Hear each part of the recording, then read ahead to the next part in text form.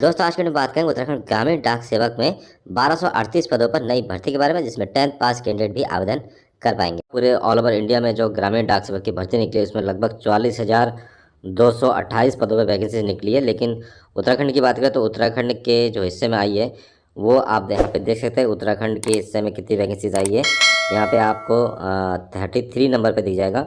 हिंदी इसके लिए mandatory compulsory subject है, होना चाहिए। हिंदी की नॉलेज आपके पास होना चाहिए। 663 पोस्ट जो जनरल के लिए है और 165 पोस्ट ओबीसी के लिए, 201 पोस्ट एससी के लिए और 48 पोस्ट एसटी के लिए और 119 पोस्ट जो है ईडब्ल्यूएस कैटेगरी में है। बाकी 12, 14, 13 पोस्ट जो है ये पीडब्ल्यूडी कैटेगरी के लिए। कुल मिला के 1238 पदों पर उत्तराखंड में ये वैकेंसीज निकली है, जिसमें उत्तराखंड के अलावा अदर स्टेट के कैंडिडेट भी अप्लाई कर सकते हैं। ठीक उसी तरीके से उत्तराखंड जो कैंडिडेट है, यदि वो हिंदी जानते हैं, हिंदी में आपने हाई स्कूल एवं अन्य क्लासेस पास की है, हिंदी में आपकी कमांड है, तो अब जितने भी हिंदी भाषी वाले जो राज्य हैं उसमें भी आप अप्लाई कर सकते हैं। कुल मिला के स्टेट गवर्नमेंट्स की जॉब नहीं है, सेंट्रल गवर्नमेंट्स की जॉब है। तो यहाँ पे उत्तराखंड के हिस्से में 1238 पदों पर जो है वैकेंसीज़ है। इस पर आप ऑनलाइन फॉर्म अप्लाई कर सकते हैं, वो भी 10th बेस पे। तो 10th बेस पे ही इसमें सिलेक्शन होगा, कोई इंटरव्यू नहीं होगा, सिर्फ मेरिट बेस पे ये वैकेंसीज़ भरी जाती हैं। ग्रामीण डाक सेवक का जो ऑफिशियल नोटिफिकेशन है वो 15 जुलाई को आ गया है और इसमें जो वैकेंसीज़ है ब्रांच पोस्ट मास्टर की vacancies, assistant branch post master, ABDM अर्थात डाक सेवक की 2 तरीके के अलग अलग वैकेंसीज़ आपको देखने को मिलेगी। ऑनलाइन फॉर्म इसका आप 15 जुलाई से लेके 5 अगस्त तक अप्लाई कर सकते हैं। यदि फॉर्म को आप गलत भर देते हैं तो इसका जो करेक्शन विंडो है 6/8/2024 से लेके 8/8/2024 को ओपन होगा। किसी भी पोस्ट में आप अप्लाई कर सकते हैं।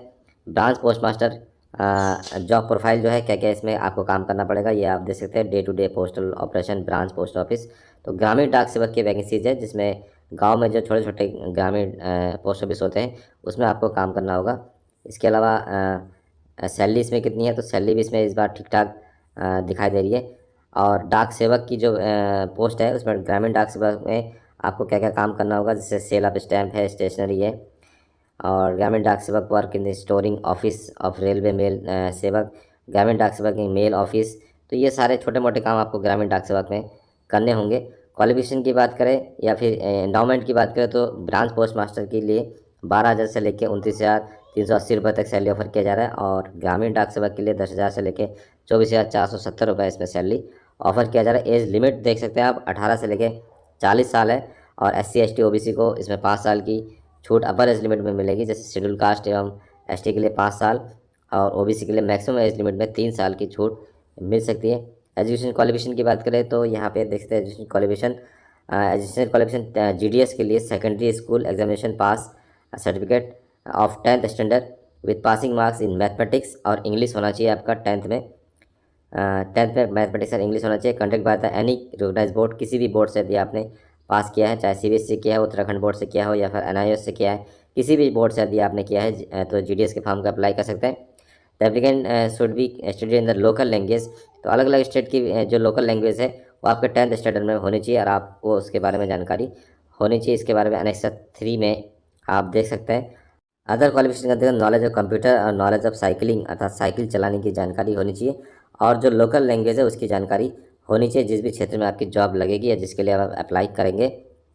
और इसके अलावा कुछ और बेसिक सी जानकारी की बात करें तो यहाँ पे कैटेगरी ऑफ GDS, ये आँखों के बारे में दे रखा है कि आँखें जो है आपकी सही होनी चाहिए। अप्लाई आपको ऑनलाइन मोड से करना होगा, इसका लिंक भी आपको हमारे वीडियो के डिस्क्रिप्शन में मिल जाएगा। यदि आपके हाई स्कूल में जो मार्कशीट आपको मिलेगी ग्रेड वाइज उसमें मार्क्स दिए गए तो ग्रेड को इसमें कन्वर्ट करने का फार्मूला भी दे रखा है। जैसे A1 अर्थात 10 ग्रेड आपको मिला है तो 9.5 से मल्टीप्लाई करना होगा। A2 यदि 9 ग्रेड आपको मिला है तो 9.5 से मल्टीप्लाई करना होगा। तो जितने भी आपको ग्रेड मिले होंगे सबको 9.5 से यदि आप मल्टीप्लाई करेंगे तो आपको अपना परसेंटेज का पता चल जाएगा। ऑनलाइन फॉर्म अप्लाई करते समय आपके पास एक मोबाइल होना चाहिए जो OTP से वेरीफाई होगा। ईमेल ID भी OTP से वेरीफाई किया जाएगा।